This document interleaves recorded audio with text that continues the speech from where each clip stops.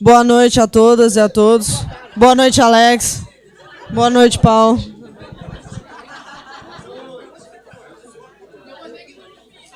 Hoje foi um dia quente. Bom, a gente precisa falar alguma coisa diferente do que fala todas as noites, né? E aí a ideia é que eles contem histórias deles que vocês não conheçam, né? Por exemplo, quantos anos de jornalismo você tem, Alex? Bom, eu escrevi a minha primeira matéria, acho que eu tinha uns 12 anos. Eu fiz uma entrevista com a Relia, aquele palhaço, que tinha uma... Não estou zoando, não. Tinha uma revista chamada Diversões Juvenis. Aí tinha uma seção lá que era Entreviste o Seu Ídolo. Aí eu mandei uma cartinha para entrevistar meu ídolo, era o Arrelia, que os palhaços eram os ídolos naquela época. Hã? Eu fui lá, entrevistei o Arrelia, tinha uns 12 anos, 13 anos e tal. Depois, quando eu tinha 12 anos, sei lá, faz uns... no outro século, né? No outro século. Aí quando eu tinha 16 anos no colégio, aí um grande amigo meu, que é o tio de um grande ator, ele era muito amigo meu. Aí a namorada dele ficou grávida. Linda a namorada dele. No meu colégio as meninas ficavam grávidas cedo. Só no seu? Colégio de aplicação. Aí a solução era abortar. Precisava de dinheiro. Aí eu falei, vamos fazer um freelancer. Aí eu fiz um freelancer pela última hora. O meu amigo não fez nada, eu fiz sozinho. Eu bati na porta da última hora, queria fazer uma matéria e tal. Aí foi assim. Matéria sobre o quê que era? Foi sua primeira matéria que você ganhou dinheiro? Sobre a telefônica. Os problemas com os telefones, telefonista e tal. Pô, claro. E a segunda era sobre as novelas da Excelsior. Depois a gente vai avançar no jornalismo da internet. O Paulo Moreira Leite está fazendo 50 anos de jornalismo. E o Paulo passou por vários veículos da mídia impressa, agora está na internet, está no YouTube, como diz o Christian Dunker. E conta um pouco dessa trajetória, Paulo. Olha, eu vou começar pelo fim. Ele começou pelo começo, eu vou começar pelo fim, ou pelo assim.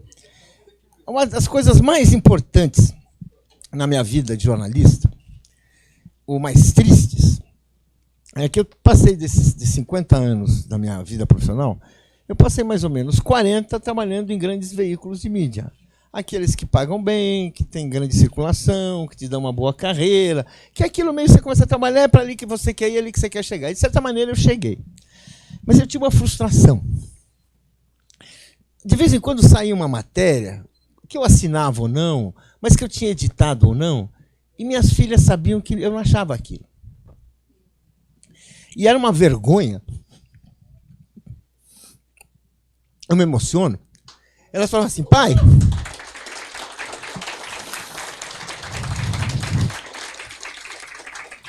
Por que você escreve uma coisa que você não acredita?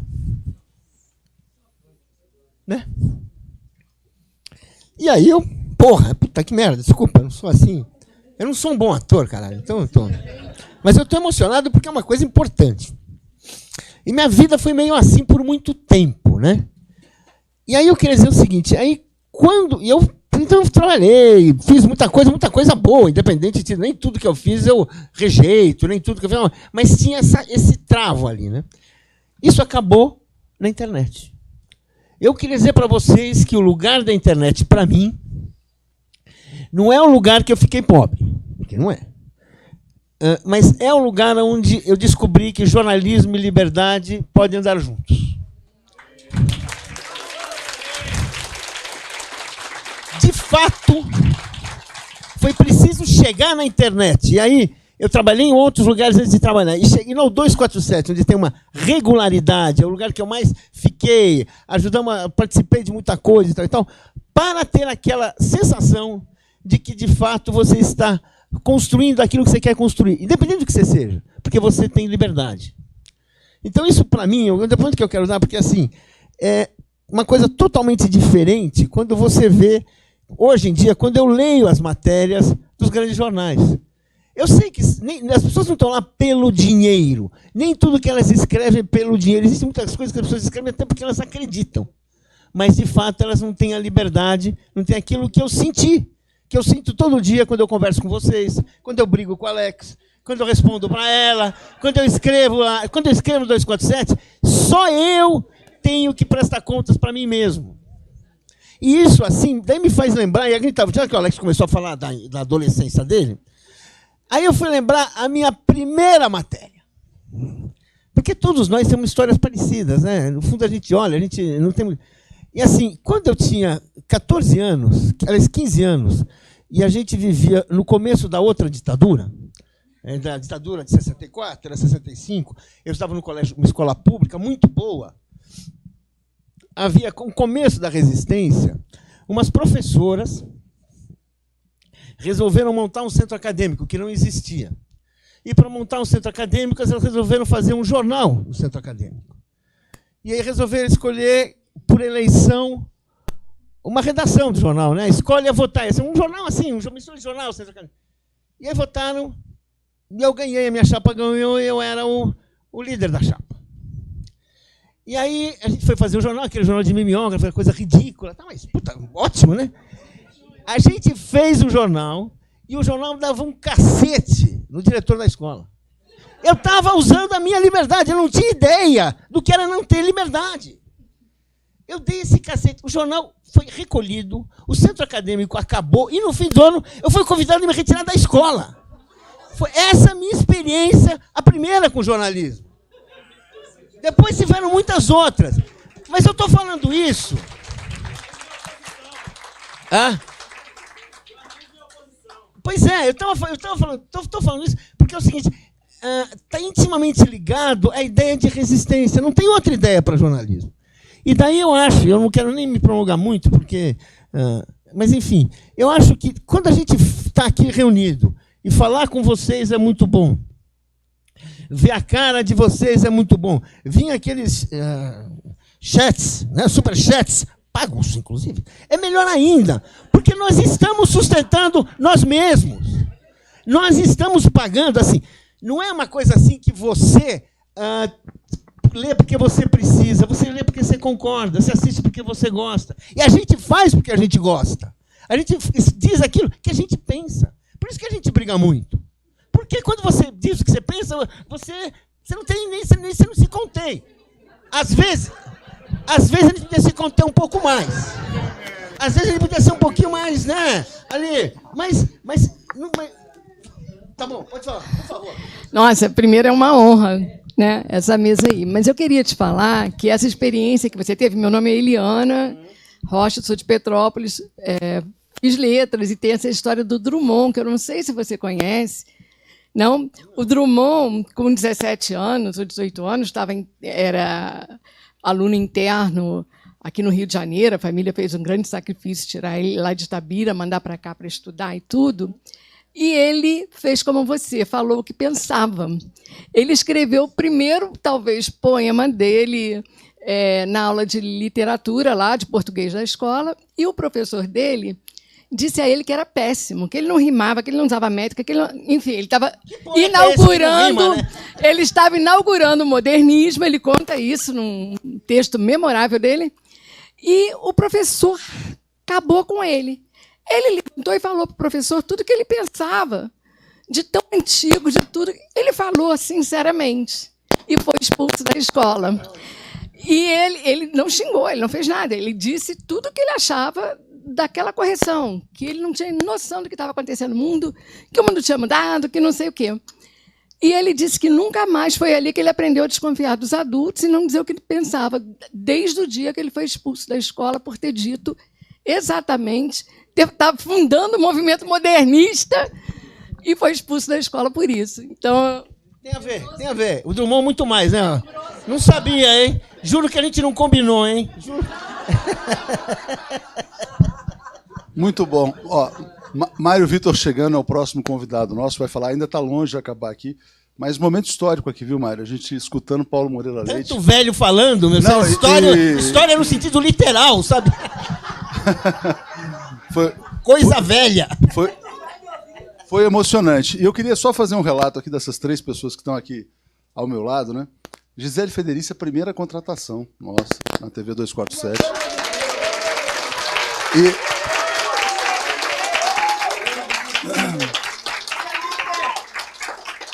Gisele, a gente sente assim no primeiro encontro aquela seriedade, aquela pessoa que você sabe, não, essa você pode confiar, porque realmente, né, essa tem consistência, né? Então realmente foi muito importante. Paulo Moreira Leite, quando veio para o 247, foi um momento de afirmação nosso, porque é um site, tal, não sei o quê. Na hora que veio esta grife, porque mais que uma grife, ele estava, na verdade, ainda, né, numa revista semanal, importante, né, veio numa condição, eu acho que em busca de liberdade, eu vi dessa maneira também, mas muitas pessoas perceberam, dizendo, poxa, esse veículo está se afirmando como um veículo de comunicação de fato, né? Então foi uma passagem importante. O Alex foi muito interessante também. O Alex, amigo meu de Facebook, mas o Alex para mim era um mito no jornalismo, era um cara que eu já tinha lido muito. Eu queria ser jornalista desde adolescente e tal. E o Alex era um nome que... Alex Sonic, ele foi famoso, viu? O Alex foi muito famoso nos anos 70, nos anos 80. O nome é muito melhor do que ele. Então, o Alex também chegou, né, e agregou muito. E teve uma coisa interessante, só para a gente falar da TV 247. Como é que nasceu a TV 247? A TV nasceu assim, bom... tava na moda fazer live de Facebook, entrevistas. Tá bom. Então vamos entrevistar a Dilma. Fomos entrevistar a Dilma. Entrevistamos a Dilma. Fui eu e o Nicolas, que está ali no fundo. Fomos lá para Porto Alegre, eu e ele. É a segunda contratação do 247. Ele é novinho assim, mas a gente pegou bem criancinha, né? O Nicolas é um gênio. A gente foi para Porto Alegre, a gente fez uma transmissão de Facebook que era um tripé e um celular, deu certo, graças a Deus, tudo bem e tal. Falou, pô, legal, vamos começar a fazer mais live de Facebook. E onde que a gente fazia? Onde era o nosso estúdio? Era na casa do Paulo Moreira Leite. Porque eu moro fora de São Paulo, moro em Cotia, e aí a gente, para encontrar as pessoas, a gente ia na casa do Paulo. Né, ficava chato toda hora entrar na casa do Paulo, tinha um cachorro, a mulher dele e tal. Muito simpática, mas toda hora, né? A gente estava fazendo todo dia. Aí falou, bom, vamos arrumar uma sala. Então a gente arrumou uma sala, que era do Florestan, inclusive. Era do Florestan que estava aqui. Aí tudo começou assim. E o Alex Sonic, aí chegando ao Alex, voltando ao Alex, porque a gente falou, bom, então tá, a gente tem essa sala aqui, a gente usa para a gente trabalhar em São Paulo, e de vez em quando a gente faz uma entrevista ou outra. Aí o Alex, não, vamos fazer um programa todo dia. E o Leonardo Estopa, que está aqui também. O pessoal está falando, cadê Estopa? Cadê Estopa? O Estopa está aqui, gente, calma. O pessoal lá... Não o pessoal daqui, o pessoal lá dos comentários, viu, Léo? Está todo mundo ansioso para falar com você. E o Léo também incentivando a fazer diariamente. Então, o Alex foi decisivo. E vou confessar a vocês, quando ele falou para mim assim, não, a gente consegue fazer um telejornal. Eu falei, Alex, será que alguém vai assistir a gente, cara? Então, não sei se o Alex se lembra, mas a gente tem um público, então queria agradecer a todos vocês, ao Paulo, à Gisele e ao Alex. Então, devolvo aqui.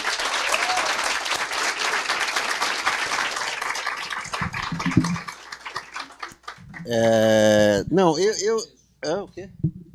Eu que queria agradecer, porque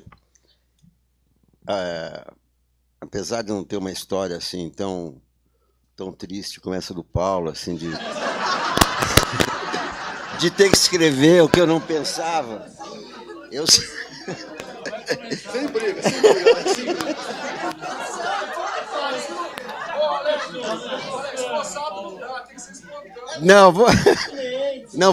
Vou contar uma demissão minha, então. Eu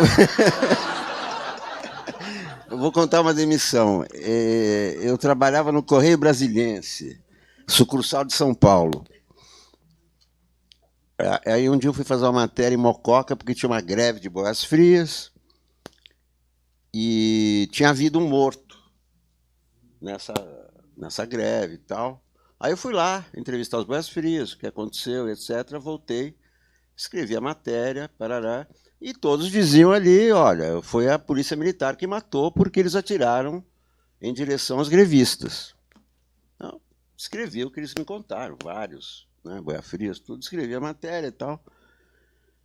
No dia seguinte eu leio a matéria, na parte que eu escrevi, os PMs atiraram para a frente, está escrito, os PMs atiraram para o alto. Aí eu falei com o editor lá, falei, como é que é isso? Eu não escrevi isso aí, não. Foi o contrário. Disse, não, mas sabe como é que é, né? O governador é que paga aqui o nosso dia a dia e tal, então eu tive que mudar a sua matéria. E eu que pedi demissão, né? Eu fui embora e tal, na hora. Mas, bom, então, tchau, né? Não posso confiar, escrevo uma coisa, sai outra, tive que me demitir. Alguém gostaria de fazer alguma pergunta? Para Paulo ou Alex? Sasha?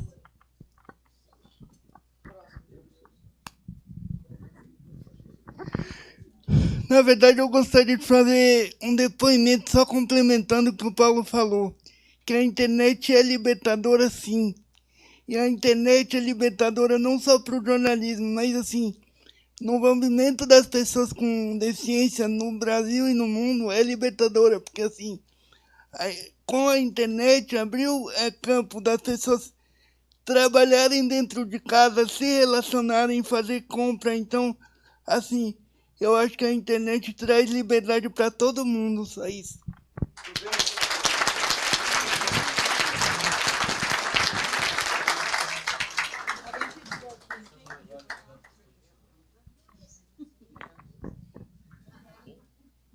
Não, eu só ia perguntar se o Alex continuou sendo fiel no que escrevia o tempo todo, ou você... Ele não estava no 247. Não, é que eu não trabalhei em revistas tão importantes como ele, por isso que eu... Sim, porque ele trabalhou na Veja, eu nunca trabalhei na Veja, aí... Né? Gisele, deixa eu só ler o comentário, porque lembrando que está sendo transmitido, então tem muitos inscritos, assinantes também. É o Superchat. Não é Superchat, não. A Deise está dizendo o seguinte, ó. O canal 247 me salvou do suicídio intelectual. E é muito interessante o que o Conde fala, né? Que toda vez que eu acho que o Bolsonaro falava um neurônio se matava, se suicidava, né? Você tinha um suicídio de neurônio. O Alexandre Gasparotti acho que quer fazer uma questão aqui.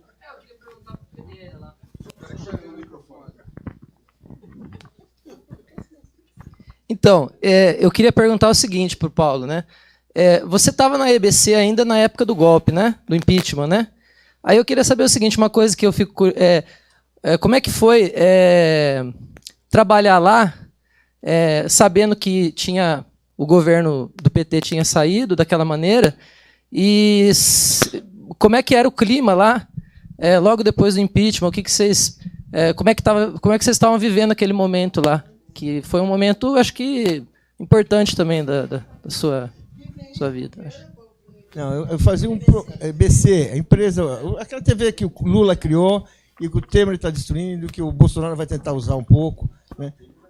Não, destruiu e agora o Bolsonaro está querendo mexer um pouco. Né? Olha, o que eu acho importante, na verdade, foi o que a gente fez antes. Porque a gente conseguiu transformar com mais dificuldade do que você poderia imaginar, com mais dificuldade do que as pessoas achavam, porque a EBC era uma TV que ela tinha aquele espírito republicano, entre aspas, que marcou boa parte dos nossos governos. Assim, era aquela coisa assim, você tinha que ser mais isento que qualquer um. Você não podia ter opiniões muito claras. Mesmo quando estava claramente que havia um golpe de Estado em curso, a gente era pressionado a moderar, a gente era pressionado a não... Até que ficou uma coisa tão óbvia que a gente conseguiu. E aí, quando eu falo a gente, eu falo o Ricardo Mello, que era o diretor de redação, o Nassif, que tinha um programa, eu que tinha um programa, o Francês, que fazia um programa comigo. A gente realmente transformou aquilo num polo de resistência. E foi pela primeira vez na história da EBC que a audiência dela fez alguma diferença. Pela primeira vez, as pessoas conseguiram prestar, assim, tinha motivo para ver aquilo. Porque a televisão era pobre, não tinha grandes talentos de televisão naquele sentido técnico, né? Sabe, muita gente estava começando, fazia programas pela primeira vez, a gente tinha programas diários de 1 hora. Não é fácil fazer isso, né? Você não tem assim tantos meios, mas a gente conseguiu fazer. Então, vamos dizer assim, a minha experiência foi essa. Quando teve quando a Dilma foi cassada, foi afastada pelo Congresso, a gente não permaneceu assim. A decisão foi numa quinta ou numa sexta-feira. Na segunda, eu fazia o meu programa tinha começado na segunda. Na segunda-feira eu recebi a carta que eu estava afastado. Eu tentei fazer um programa, já não tinha resposta. Eles puseram um programa antigo que a gente tinha gravado, que estava lá de gaveta, que não tinha nada a ver. E daí, imediatamente, assim, eu fui afastado, o Nassif foi afastado, foi assim, sabe, foi uma intervenção. O golpe começou ali, porque ali ele não podia mais. Gisele, vamos... Deixa eu só ler um comentário do Raza aqui, que tá engraçado. Ele tá falando assim, Alexandre Gasparotti é o cara com a camisa da União Soviética. Esse é o Eduardo Moreira. Sim, é o Eduardo Moreira, mas é que é engraçado que o pessoal tá vendo lá, né, as pessoas que eles conversam nos comentários, eles não sabem quem é quem. Deixa eu saudar a presença... Depois o Eduardo Moreira aparece aí na câmera para você. A Luísa Mercadante está aqui com a gente, do nosso querido Brasil Primeiro Mercadante Debate. Vai fechar com...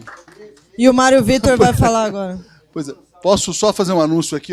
Tenho um pedido para que a gente anuncie o bloco Acadêmicos da Ursal hoje, a partir das 14 horas, então já começou. Mas vocês não vão. Ponto de encontro Tubaína Bar, na rua Adoc Lobo. Então tá rolando Acadêmicos da Ursal. E antes de encerrar, eu queria passar um recado do William, que ele tá me enchendo o saco aqui para eu passar o recado dele. Que ele fez uma cirurgia, ele tá bem, não pôde vir hoje, falou que tá chateadíssimo, que tá assistindo de casa, porque ele queria muito estar aqui e mandou um beijo para todos.